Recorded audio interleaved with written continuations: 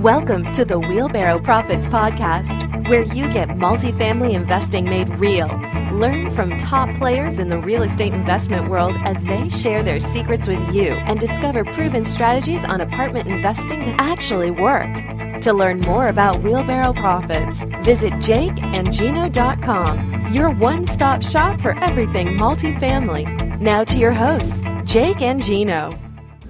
Hello, everybody. This is Jake Stenziano, host of the Wheelbarrow Profits Podcast, here with my co-host, the multifamily mentor, the coach, the chef, the father of six, the best-selling author, the G-Daddy, Gino Barbaro. Gino, how's it going? Mr. Stenziano, I'm doing great. How you doing, bud? Always making it happen, big man. Today's guest is Kathy Fettkre.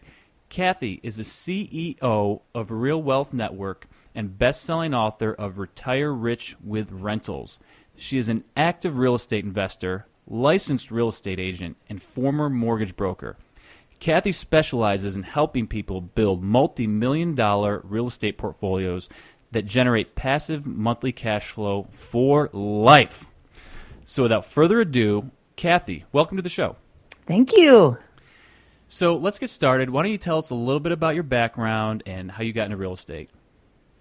Sure. I'd like to say that I had it all planned out and went to school for it, but it just totally happened by accident, honestly.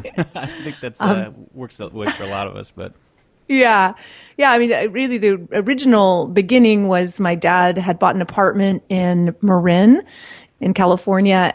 He was a dentist and really didn't know much about investing because he was a dentist. He was busy.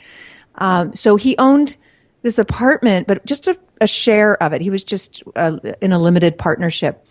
But the managers, this is kind of where he made his mistake, is the managers weren't that good. And they kind of let the property just run into the ground. And when they sold, he had been depreciating it for years, and they sold it without telling him. So he got a letter in the mail, basically, and by the time he got that letter, he only had maybe a week left to do a 1031 exchange, or else he would have had to write a huge check for all the recapture of those taxes and everything. So basically, I just tried to save my dad from a lot of taxes and a lot of suffering he was going through trying to find this replacement property. So I found it for him. Very cool.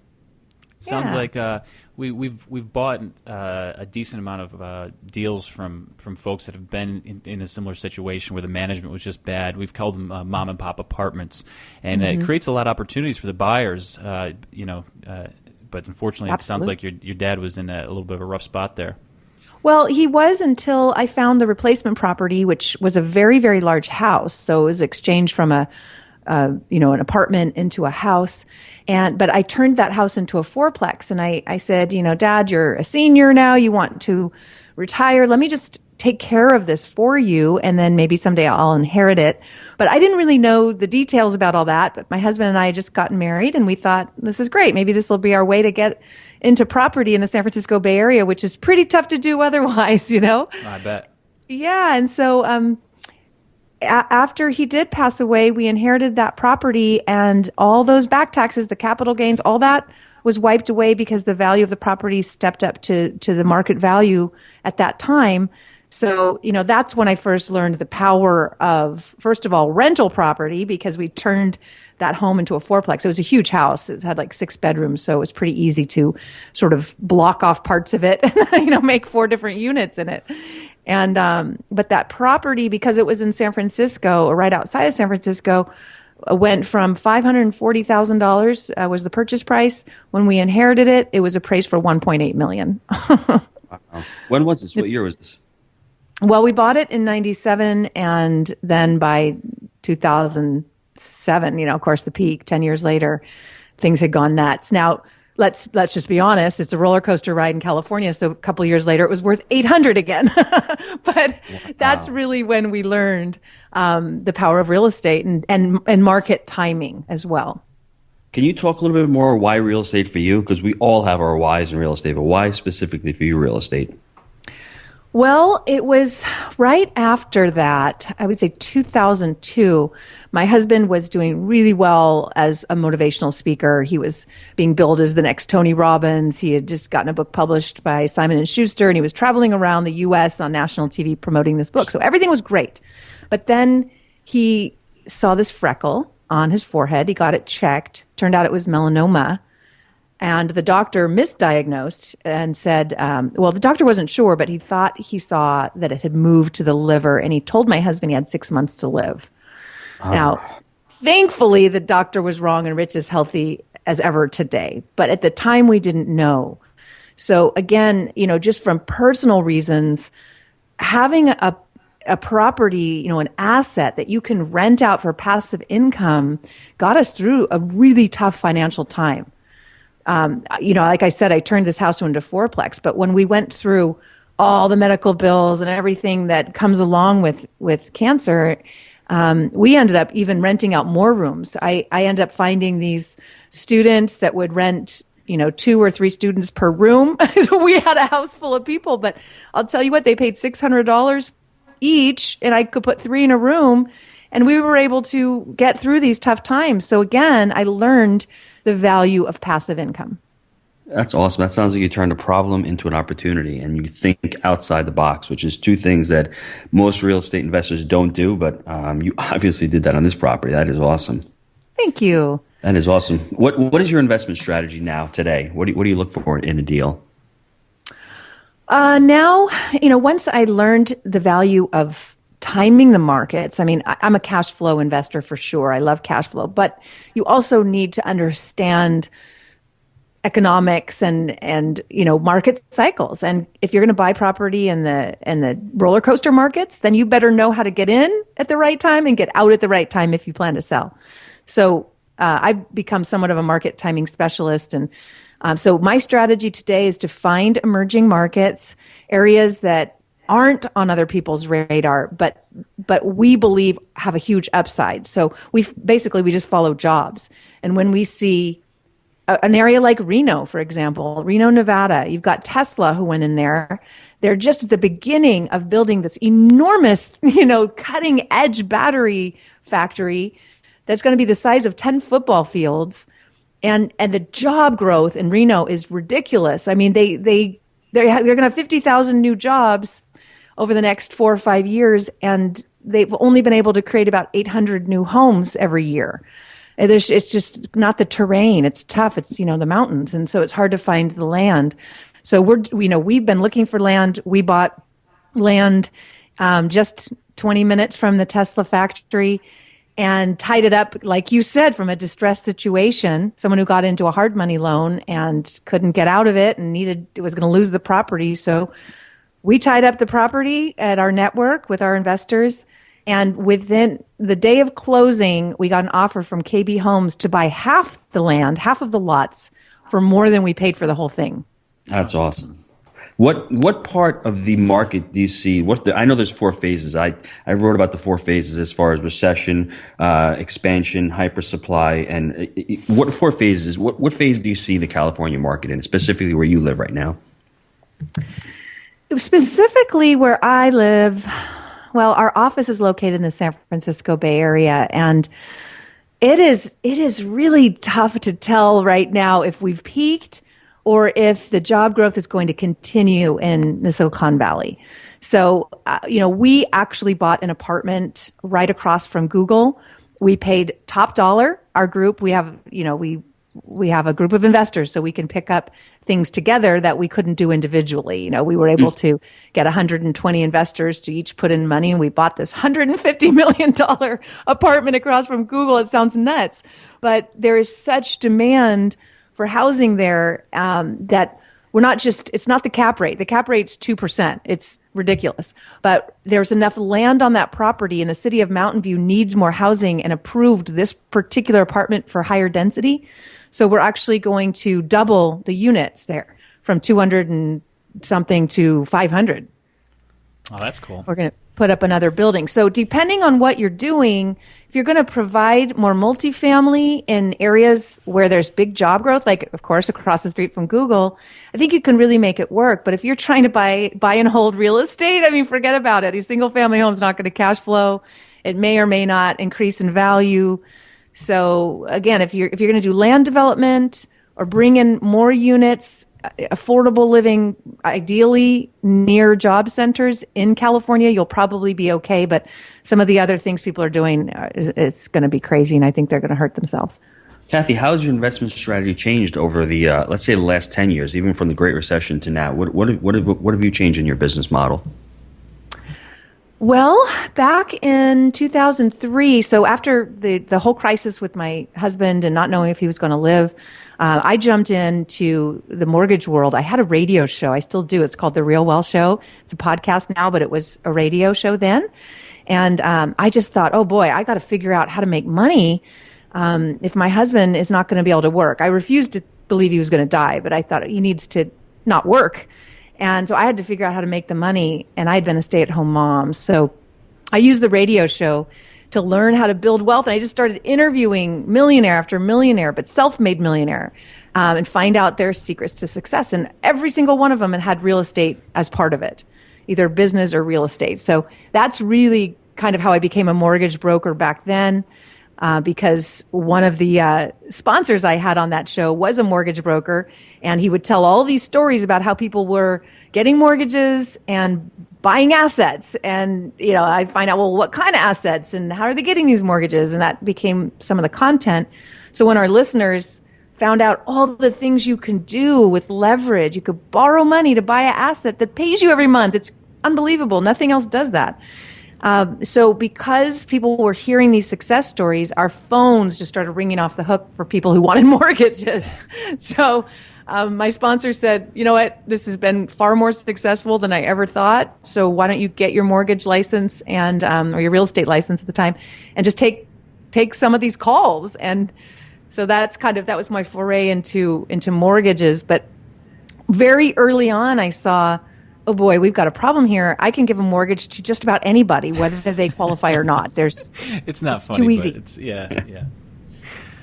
It was scary. So that's again how I started to bring in experts on the show, on the Real Wealth Show, and say, what's going on? Is this normal? Because I was fairly new to the business. I'm like, is this normal that you can give a $5 million loan to someone with no income and no assets?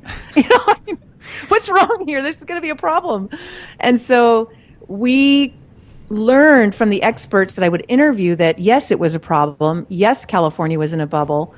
Warn your listeners, tell them to sell, get out of California and exchange those properties, tax deferred, which I knew how to do at that point because I'd done it, and get them over to Texas. So that was what we were doing back in 2005, 2006, 2007, was warning people, just, no, I'm not going to give you a loan. I'm going to tell you to sell your house or your investment property and exchange it for Texas. And sure enough, those who listened tripled, quadrupled their monthly cash flow just by, being in a better cash flow market. And 2 years after they sold, their California properties were worth about 25%, 30% of what they were. And the Texas properties just did really well and cash flowed the whole time. Were you able to insulate yourself throughout that whole process personally, or did you get, it sounded like you were ahead of the curve. Did you get burned at all, or were you able to insulate yourself by shifting a lot of your focus to Texas? It was hard to not get burned back then, but mostly we did great. I just got greedy at the end because we bought 14 homes in Texas, and those homes did great.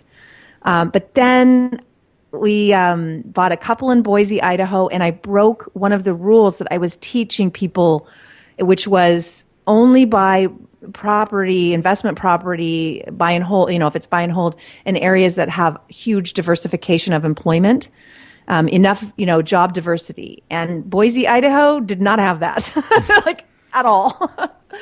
And there was only like 350,000 people there, versus Texas that was just growing like crazy. So if I just not got greedy and followed the crowds, where's the next hot market? Oh, it's Boise, Idaho. Who came up with that?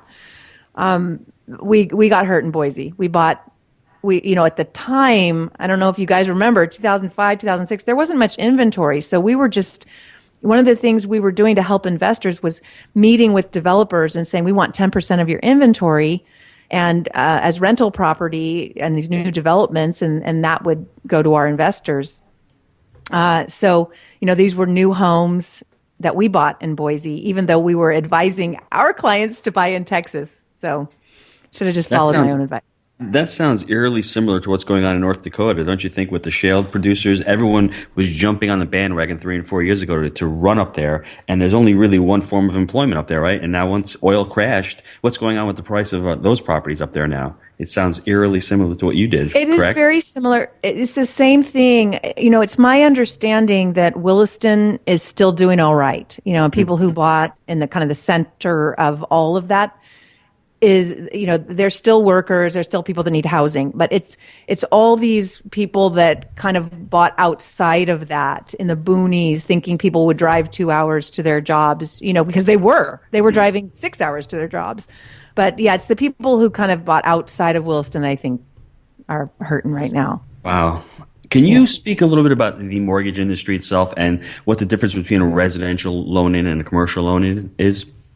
Sure. I mean, right now, if a lot of people don't realize that they can get investor loans conventionally for 1 to 4 units, up to 10, and it's so easy. So to buy an investment property, a rental property, 1 to 4 units, you can qualify as if you're qualifying for your primary home. The difference is that you get to include the rental income, and you get to do 10 of those.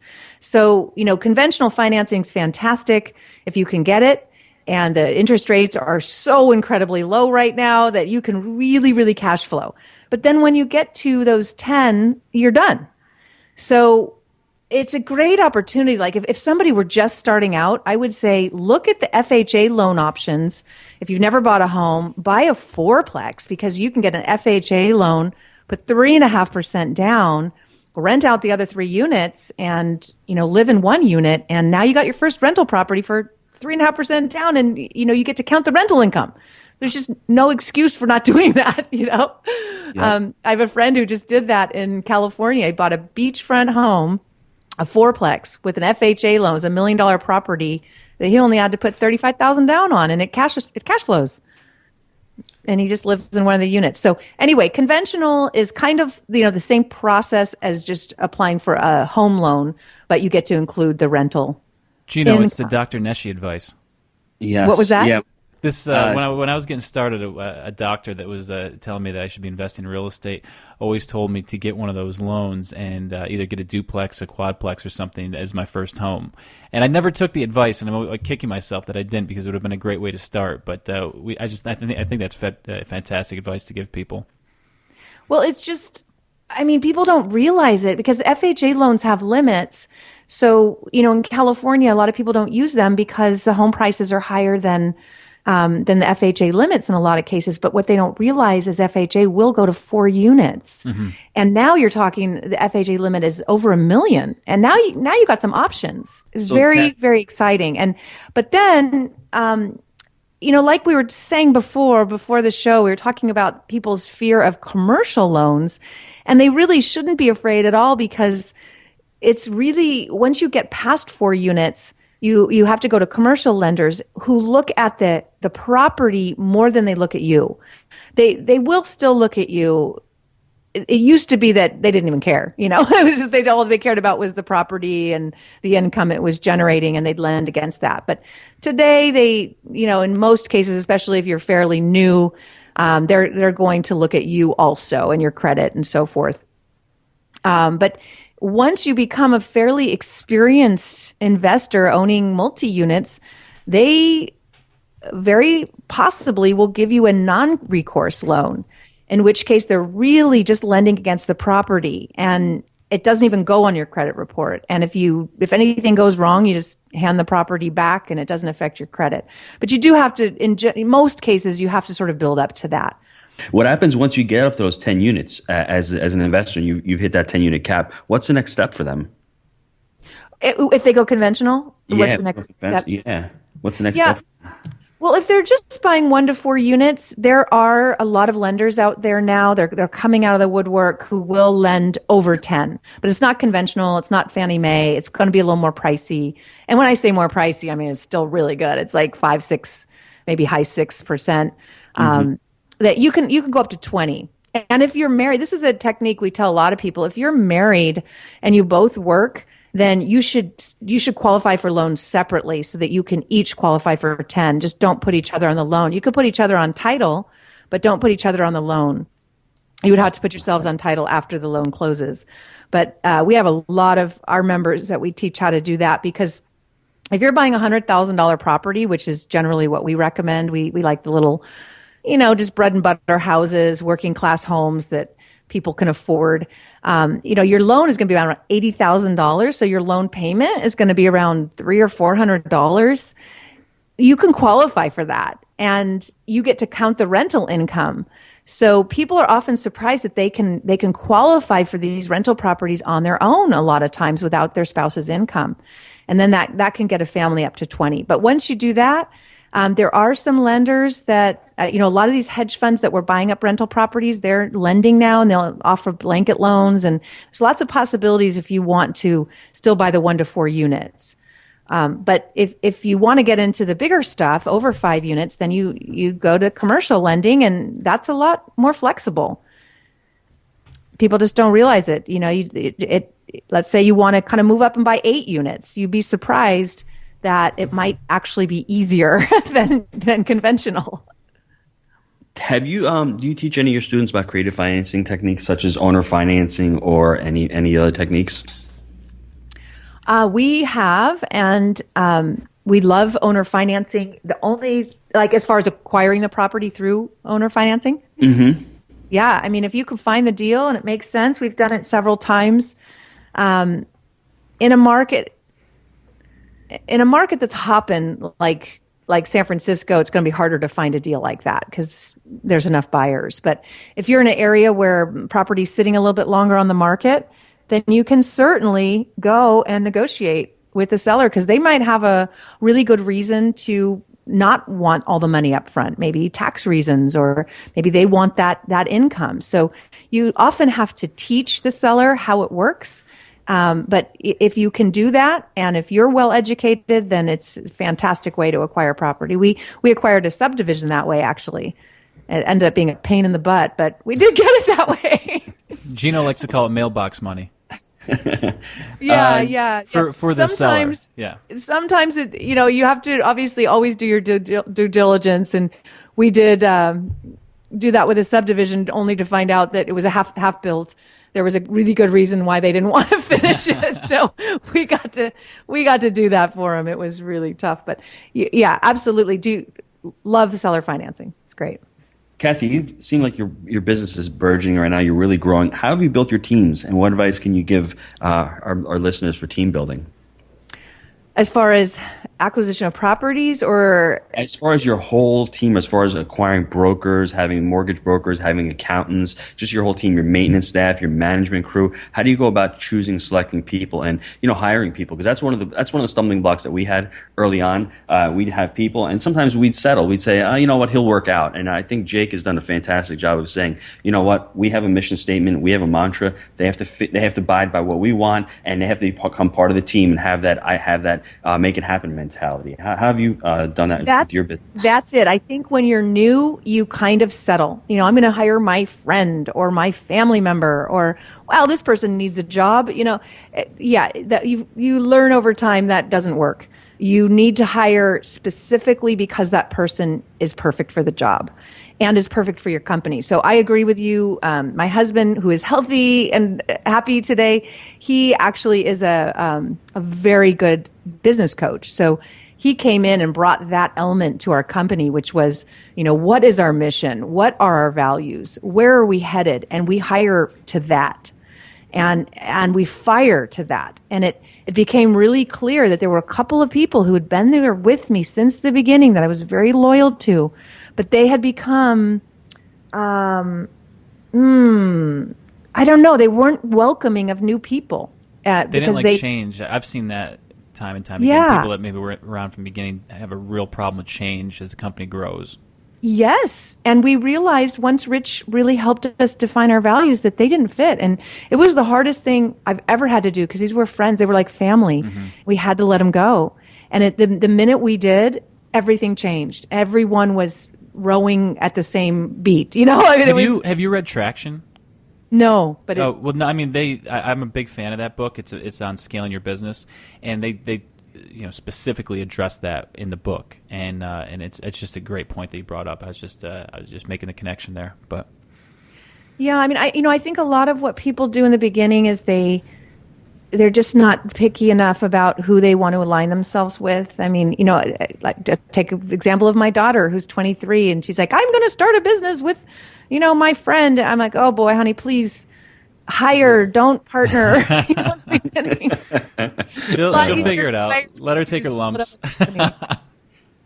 But as far as teams, because we have teams nationwide, and in every city that we think is really up and coming, areas where we see job growth and population growth and the housing prices just look like they're poised to pop, we have to set up teams there. So what we look for, in that case where we're not there, we have to trust these people is we want to see a really good track record.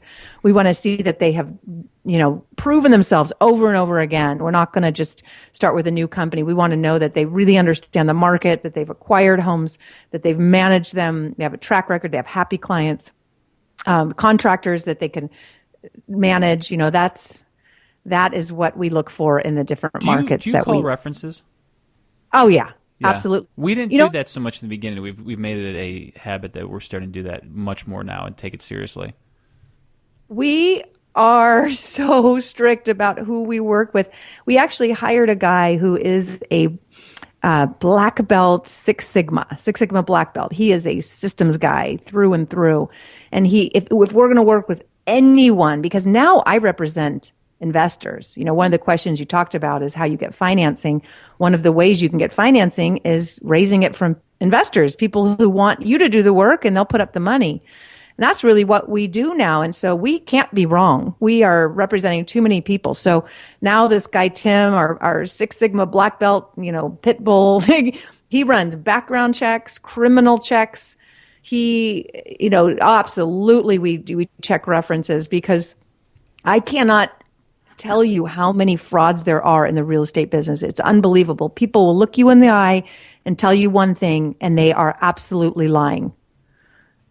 I don't know. No, I mean, a little bit ran into that, but I mean, that's good to throw out there to the listeners just to be, always keep your guard up, right? Have your antenna up, as my father-in-law says. So it's good. And sometimes it's not even that they're lying. Maybe they just don't have the experience. But I have outright had people lie. I had a guy show us video of an apartment building he wanted us to buy, and everything looked beautiful. And then when we went to actually see it, he just showed some of the rooms. The rest was in total disarray, mold. Obviously, some idiot would come in and buy it without looking and just believing the video. But, we obviously weren't going to do that. But it just kind of shows how when somebody's desperate and they need money or they need to sell something, they're not always going to tell you the truth. I mean, you know how it is. If you're buying a multifamily, they might tell you what the cap rate is. That does not mean that's the cap rate. You have to. Yeah, you have to do your due diligence. You have to see the bank statements, see the tax returns, inspect every unit. Those are the things that you just have to do. Not even a question. You have to do it. Yeah. What with as much as you've grown your business, what is your best habit for success? I mean, I'm a big proponent of swapping habits for bad habits for better habits. What is something that you do on a daily basis that's really changed your business career? Well, I mean, I can tell you a few things, but first and foremost, for me, it's a very stressful business because I represent other people's money now, and people follow me and they listen to my advice. So I feel a lot of pressure. And if I don't exercise, I know it's going to sound funny, but if I don't do a hardcore exercise, I can't handle the stress. So, I mean, it's got to be, I just did an hour and a half surfing with my husband this morning and I feel great, So exercise for sure. And I don't mean just to walk around the block. I mean, intense. Push it. Yeah. It's not silly, and it's something we hear quite often. And I do. I mean, I ride throughout my neighborhood. We have a lot of hills, and I have a fitness center downstairs, and so pretty much every day I'm strength training and riding, and you need to do it to keep your mind right sometimes. You do. I handle stress so differently after I've exercised. And then on top of that would be eating well, making sure I'm not eating stuff that's going to, make me stressed out. If you're a high octane person, if you're living your life like a race car, then you need high octane fuel, right? You can't be eating junk. So good food and meditation. All right. I like it. What was the biggest mistake you made in real estate that you can put out there to the listeners to maybe help them prevent making the same mistake that you did? It would be that property. Well, first of all, the Boise ones, I got greedy and didn't follow my own advice, which is only invest in areas that have a lot of diversification in employment. So that was one. We lost a lot of money on those properties, but we recovered. It's okay. You just kind of pick yourself up and don't worry about it. You can make more money. Money comes and money goes. Anyway, the property it was that subdivision, and it's kind of the same thing. I broke my own advice. Things I tell other people, I didn't do. So, what business do I have buying a subdivision? I don't know how to do that. I've never done it. I don't. So, the manager and the partner I had in the deal also, he was a flipper. So he did a ton of flips. But it's very, very different than a subdivision that had not had its certificate of occupancy yet. So if you're just buying a house that's already, it depends on where you are in the different state laws. But in this case, we kind of jumped into something we didn't understand as well as other things. And we thought we could just cross over. So that would be my biggest advice to people is just because you're good at flipping homes doesn't mean you're great at owning rental property. Or maybe you're great at 1 to 4 unit, but you don't know anything about a 92 unit or something. Yeah. So if you're doing anything that's outside of your expertise, you must partner with someone who has done it a million times and knows exactly what to do. So when I found that person, it was a little late, and we ended up having so much trouble getting the city to give us that certificate of occupancy. It ended up being okay in the long run, sort of, because by the time we were able to sell those properties, the market was at the peak, and we were able to sell for much more than we thought we would and had originally put in the pro forma. But the process of getting there, wow, it was tough. I completely agree with you, because what I find is the only experience I've ever had in real estate is multifamily investing. That's all I've ever done. That's all I do. And what I find is when I can't find a deal is when I start looking maybe mobile homes, or maybe there's this mixed-use building. Yep. But realistically, if I just stay patient and disciplined and stick to my focus, what I know and what I'm good at, I'm probably going to be okay.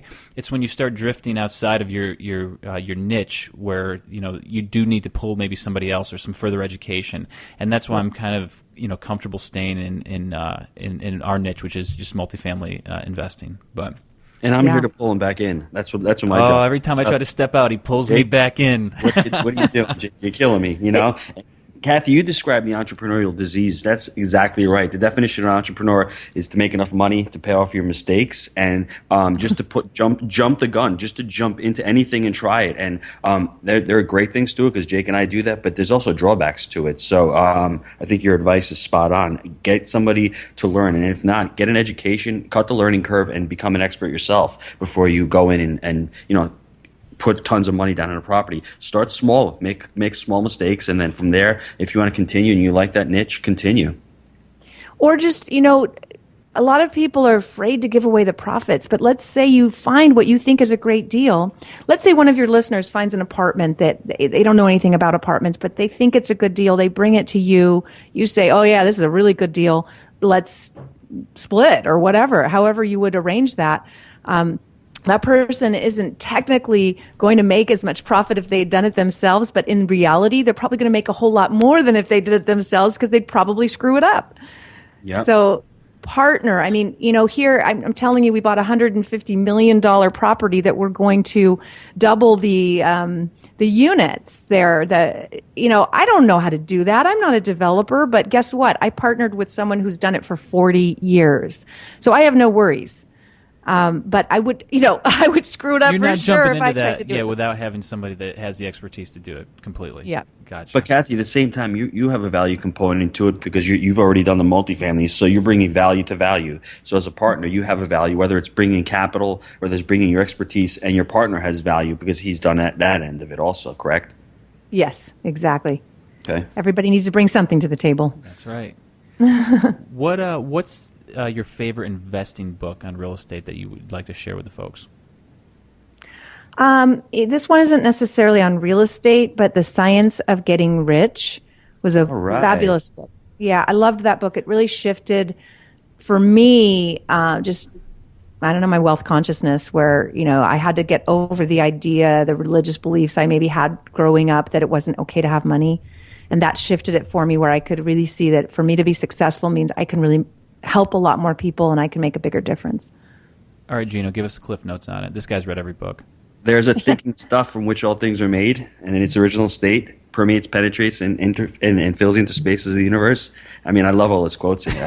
I read the book multiple times. A thought and the substance produces a thing that is imaged by the thought. So he talks about competitive and creative. So I love that I'm on the phone with you talking about this because we're being creative. We're not competing against each other. We can bring so much more to the table by sharing all these views with the listeners. And once we get out of that competitive stage and go to the creative stage, that's where things happen. And that's where a lot of the spaces in our society, whether it be politics or business, flounder because everyone's competing and trying to get that last dollar, whereas we should be creating win-win situations. So, I mean, I totally follow that. And as far as the religious thing, I'm totally on board with you. The small business mentality, it just stinks. Being Catholic, they're always telling you to, be poor and all that. And it's not all about that. It's about being rich, empowering yourself, and sharing your wealth with others. So I'm totally on board with what you said about the book.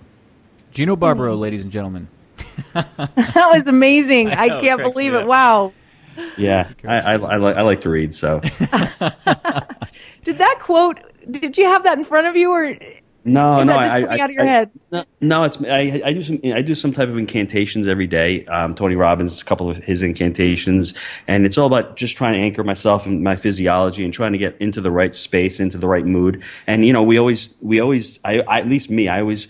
When you're down, you're negative. It's your thoughts that really create your life, and you just try to stay positive. And Wallace Wattles, I was reading about his life. He was really poor, actually, for a lot better part of his life. And towards the end of his life, he just kept thinking about that, kept thinking about money and what power and just being fulfilled. And I just try to espouse what he writes, and it's really powerful. And people say, that's hogwash, and I'm testament to it because I was stuck in the business for 20 years, and I did more than 3 years than I did in the last 20 just by thinking that, by going to coaching school and by surrounding myself with people smarter than me, people on this call right now. So I think that's what life's all about, personally. Yeah, beautiful. Love it. All right. Wow. Getting the energy raised. So, what has been your best deal and why? Oh, gosh. I mean, we've helped so many investors, and including ourselves, buy little houses that are so easy, between $50,000 and $150,000 that cash flow between 8 and 15%, and if you leverage up to 20%. So there's lots and lots of those deals. We bought a duplex across from a new film studio for $55,000 that rents for $550 on each side. So those are the little deals, but the big deal that we did that was just, again, I partnered with a developer with 40 years experience. We lease optioned an old commercial building right outside of San Francisco in Dublin, where a new BART station, our new, subway was going in, basically. And so we knew that the city of Dublin was trying to bring this part of town up. It was pretty gross part of town.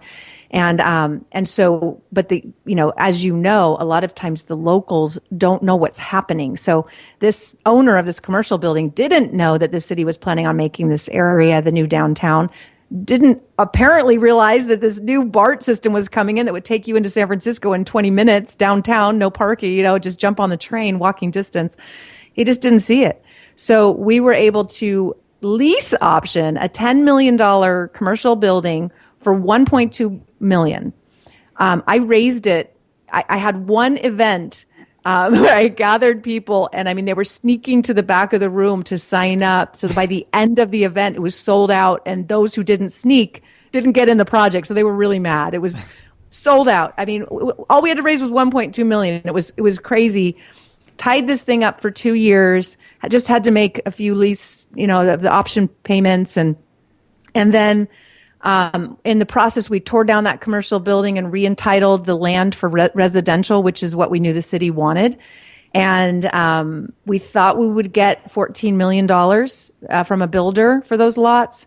We got $20 million. Woo! Pulte Homes. Yeah, it was awesome. It was just such a great opportunity. Oh, that's awesome. I'd like to take credit, but it was really my partner who knew how to do all that. Moral of the story is you got to sneak, right? You got to sneak back there. Sneak to the back of the room and get on. Yeah, that's awesome. I think I know the answer to this one, but I'm going to ask anyways. What project are you excited about right now?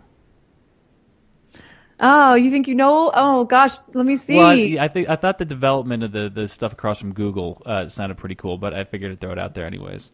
That one's exciting. This land deal. I've heard of people buying land, subdividing, selling half of it off, and then owning the remaining land for free, free and clear. I always thought that was cool. So just recently, the same developer that just did this Dublin deal I told you about came to us and said, I just, tied up this land with these people who got a hard money loan, and they just, it's due, but I need to know if you can raise $8 million in 6 weeks. And I just said, wow, I don't know. I've never done that. I don't know. And he goes, well, try.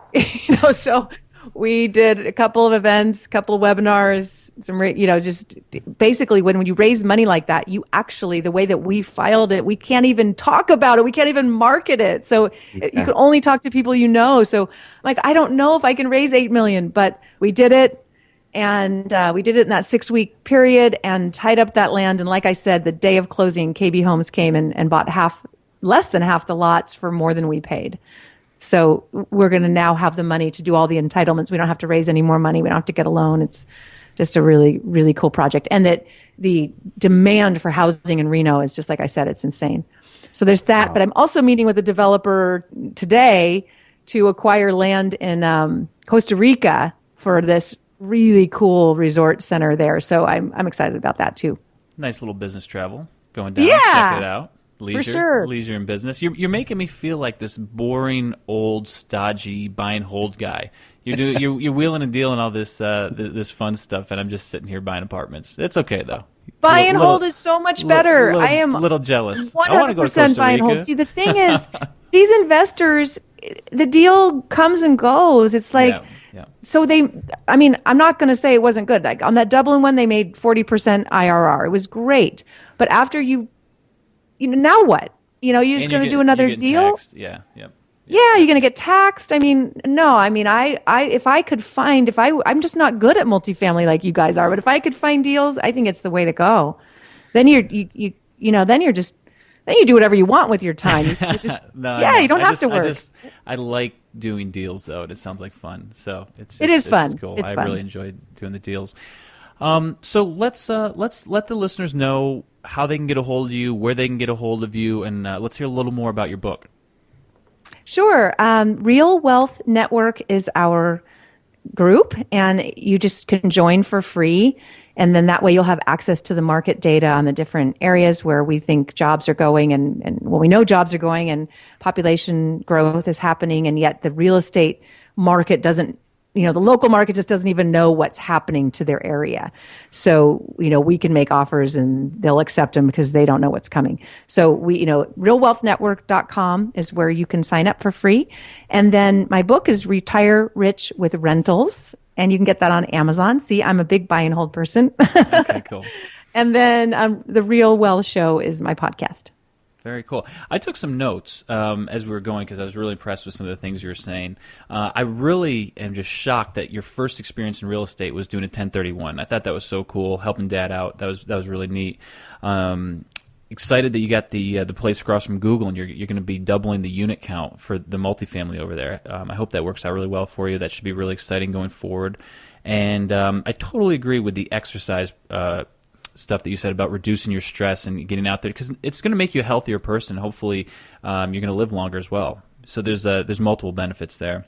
And when you're talking about not being greedy, you talk about your biggest mistake. I think it's just being disciplined, because sometimes we get excited and we just push too much where we might get outside of our rules. If we stay within our rules, we know it works, we're probably not going to get burned. So I thought that was great advice.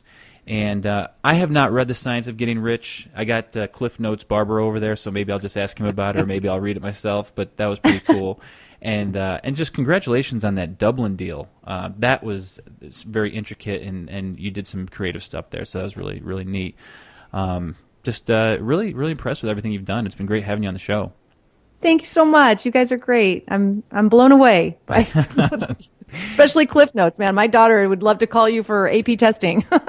Gino, we might have another business in the works. We got to look into that. Yeah, well, I like reading those books. Are just great. I mean, you just try to surround yourself with positive messages, because there's so much negativity going on in this world, and so much stuff when you turn on the TV that you really have to just pull it back and turn the Audible on and listen to those books. I think it'll make a difference in everybody's lives if they do that. So absolutely.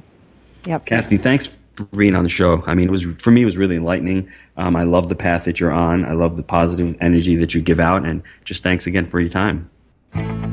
We trust that you enjoyed the Wheelbarrow Profits podcast. Visit jakeandgino.com, your one-stop shop for everything multifamily. See you next time when Jake and Gino share more of their investing secrets with you.